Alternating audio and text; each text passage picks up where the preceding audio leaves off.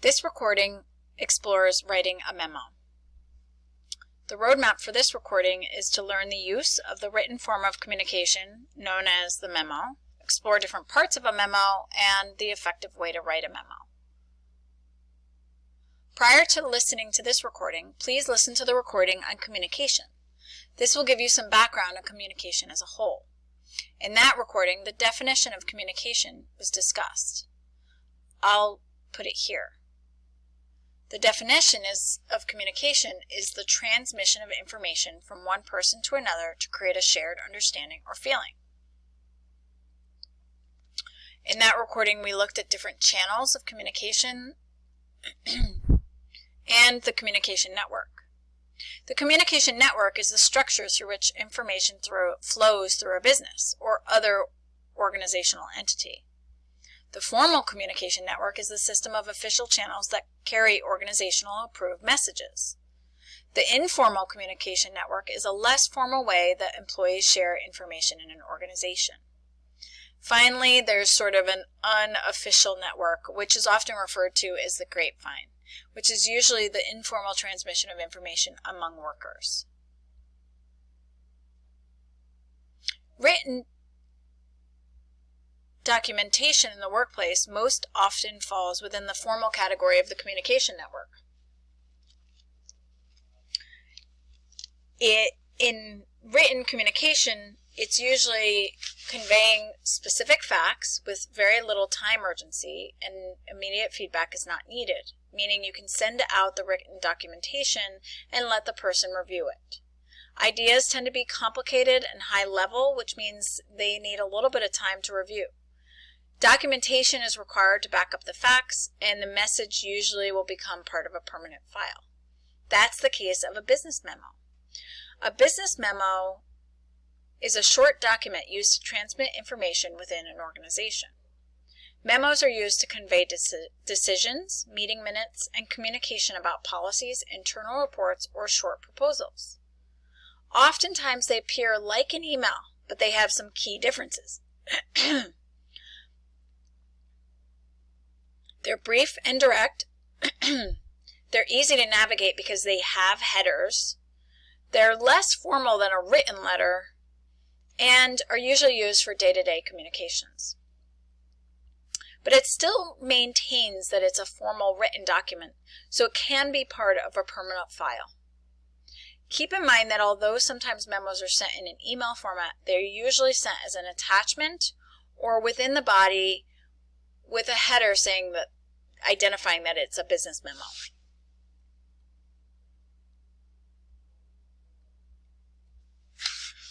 The business memo is divided into different parts to organize the content. Since this is a professional document, it is meant to be easy to navigate. There are some key elements to use when writing a memo, as demonstrated here. You want to maintain professional style. Keep it straightforward, cordial, and easy to read.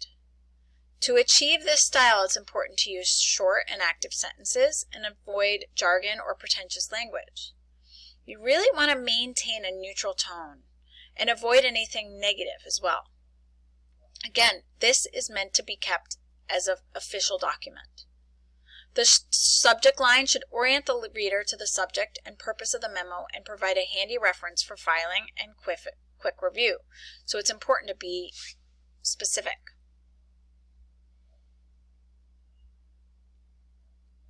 The point is the single most important guideline about the structure and content of memos. Readers should quickly grasp the content and significance of the memo. The preview is known as the first paragraph. It basically gives a preview of the entire document and summarizes and offers the main facts.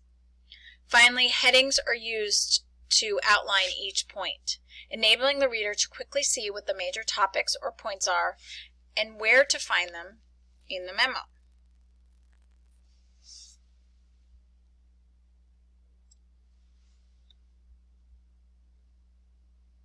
So we're going to go through the different sections of a memo. The heading segment has the following: to, including the reader's name and job title; from, including your name and job title or role; The date, you want to include the complete current date, and the subject. Again, remember the subject should be specific. So here's an example. Suppose, for instance, that you were writing to request authorization and funding for a business trip to a food conference. You'd avoid a general subject line like food convention or conference in favor of something more specific like request for funds, NRA Food Conference, May 2023. Being specific helps the reader be able to find it later and reference the memo and be able to know immediately what they're reading when they open up the document. Make sure you address the reader by his or her correct name and job title, so check that before you send it. The opening provides a quick overview of the purpose and content of the menu or memo. The reader is using the opening as a quick first reading. The purpose of the opening will help clarify the reason the reader should read this document, and again, remember to present the main point first. The opening should be brief, approximately the length of a short paragraph. It includes the purpose, forecast the structure or order of the information. You might want to try by first stating the issue in the first sentence. Next 1 to 3 sentences, summarize the analysis or multi-analyses briefly, and then outline the options in the final few sentences. The body of the memo is where the analysis goes. Remember, you always want to use subheadlines here so that the reader can identify quickly where the issue is and go straight to that point. You will present the issues or points one by one. For each one, you want to name and explain it briefly. Most important issues should go first. Provide some kind of analysis, only at the level expected by the specific reader, and then discuss the options. This can include multiple paragraphs, but again, divide them by headlines. Business memos should always end with some kind of conclusion. The conclusion states what the next steps are. It's important to really stay high level and wrap up the main points outlined in the body. Don't leave them hanging. It's almost like you're repeating the introductory paragraph, but with a style that's concluding and wrapping up the main issues or main points.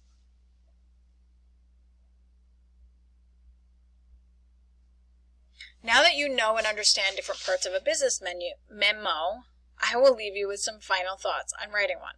Like any professional communication, don't underestimate the tone in writing and what it conveys. Remember, there's a lot of nonverbal communication that can occur. Remain neutral. Don't be over-persuasive or try to sell the idea. Be diplomatic and just state the facts.